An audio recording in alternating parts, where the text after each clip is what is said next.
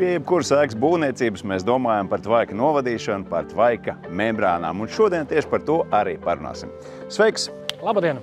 Runājam par tvaiku šodien.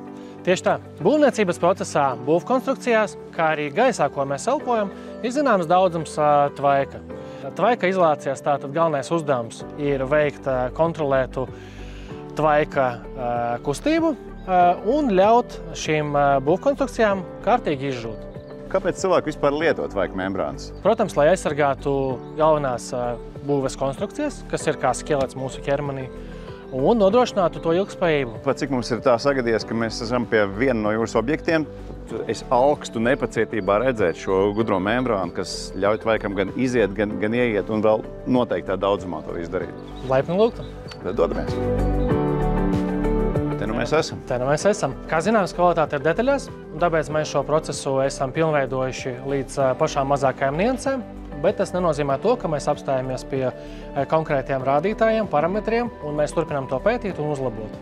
Varu minēt to, ka mēs esam pirmie Latvijā, kas izmanto naglu lenti priekš tvaika izolācijas. Tas ir vajadzīgs, lai nohermetizētu caurumus, kas rodas piestiprinot latojumu. Ja kāda ir tā galvenā atšķirība lietojot to lenti? Mūsu mērķis ir 100% tvaika izolācijas efektivitāte. To mēs varam panākt, nohermetizējot caurumus, kas rodas piestiprinot latojumu. Ja mēs to nedarām, tad efektivitāte tvaika membrānai samazinās par caurumu kopējās vērtības procentālu attiecību pret kopējo tvaika izolācijas membrānas laukumu. Ar ko ir jāsāk un ar ko ir jāturpina, lai tas darbs ir secīgs un lai tiešām mēs visus caurumus varētu aiztaisīt ciet un būt maksimāli efektīvi? Tvaika izolācijas, kā arī visu pārējo konstrukcijas aizsardzības materiālu iestrāde ir ļoti svarīga, bet tā ir otrajā vietā. Pirmajā vietā ir pareizu un kvalitatīvu materiālu izvēle.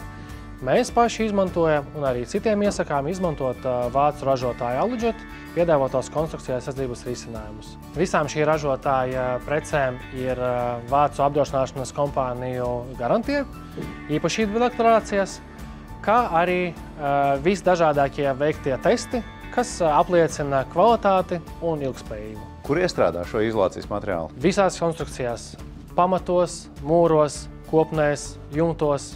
Man patīk, ka ir faktiski divas jomas. Viens ir tās plēves, kas noslēdz pa tīro, tā kā vispār.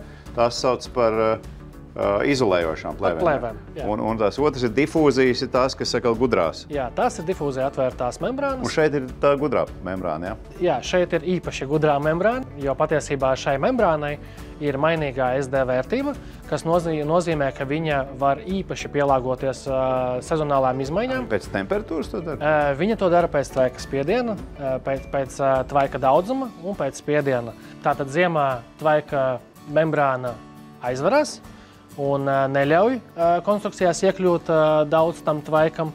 Un vasarā viņa atverās un izlaiž mitrumu, kas ir uzņemts ziemas laikā, no konstrukcijām.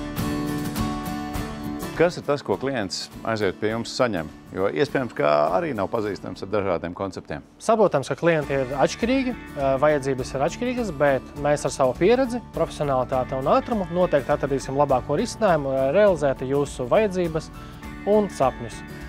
Uzbūvēsim jums jūsu sapņu māju vai arī palīdzēsim ar būvniecības materiāliem.